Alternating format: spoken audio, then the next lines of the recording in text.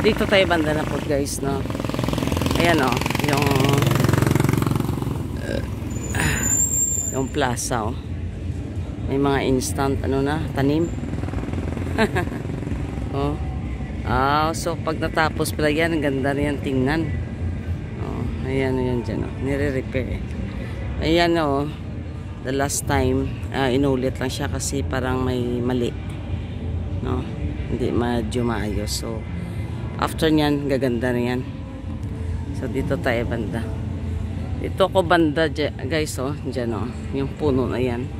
Paghapon pala, maraming birds dyan na tsaka, nung lumalakad ako dito, na side, no? Nung sa punuan na, naulugan ako ng iti. No? Ng kanyang iti sa ulo pa naman. Siyempre, naka-walking tayo, puyat.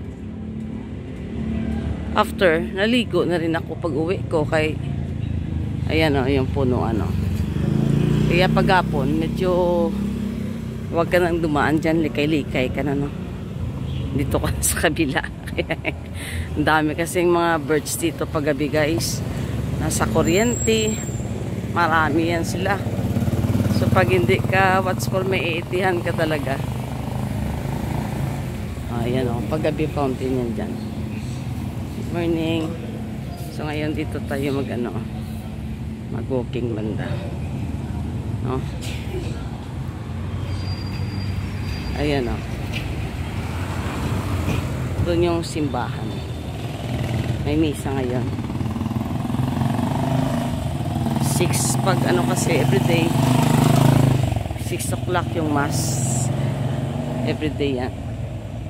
So may mass. Diyan o, i-repair na naman siguro dyan. Yan o.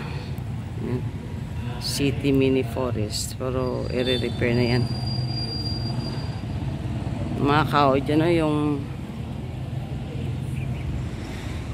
talisay, tsaka yung rubber tree. Laki na ng rubber tree o. So yung kaibigan ko dito sa walking. So God bless everyone. Yes.